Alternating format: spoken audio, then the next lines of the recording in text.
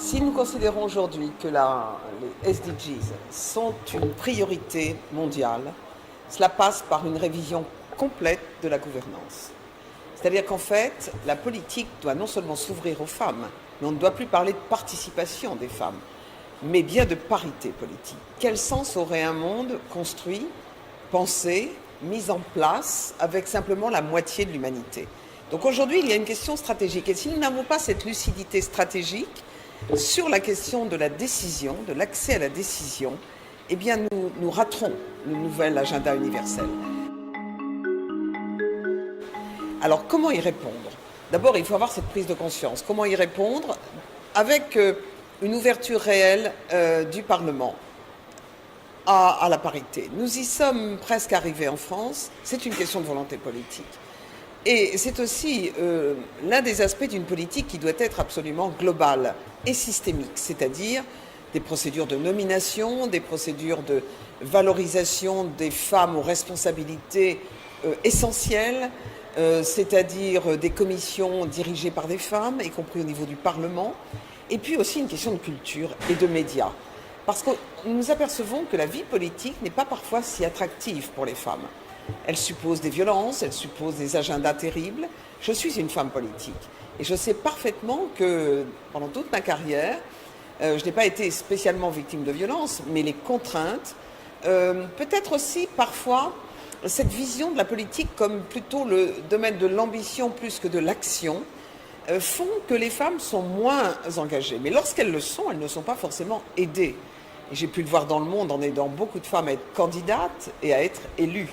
Les partis politiques ne sont pas souvent organisés.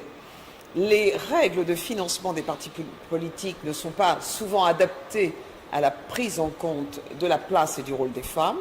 Et puis, plus généralement, la politique a souvent été l'affaire des hommes. Donc, il faut qu'aujourd'hui, les choses changent.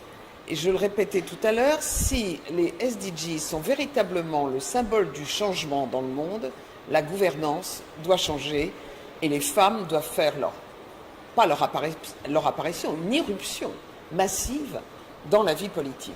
Et ce sera, à mon avis, salutaire, parce que si nous regardons les défis du monde actuel, migration, démographie, climat, extrémisme, monde numérique, intelligence artificielle, nous voyons bien que les femmes sont en première ligne.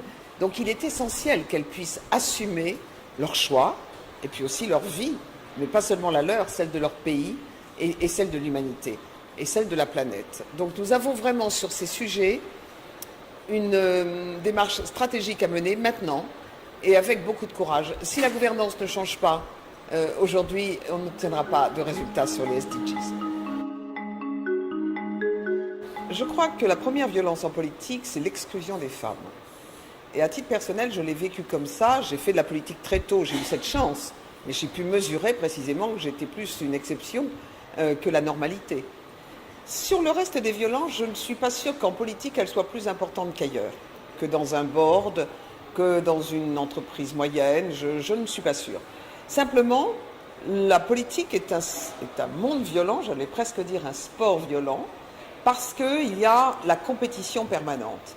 Et les femmes, parfois, s'auto-résignent ou s'auto-découragent en se disant « c'est un monde qui est peut-être trop difficile, trop dur ». En réalité, non.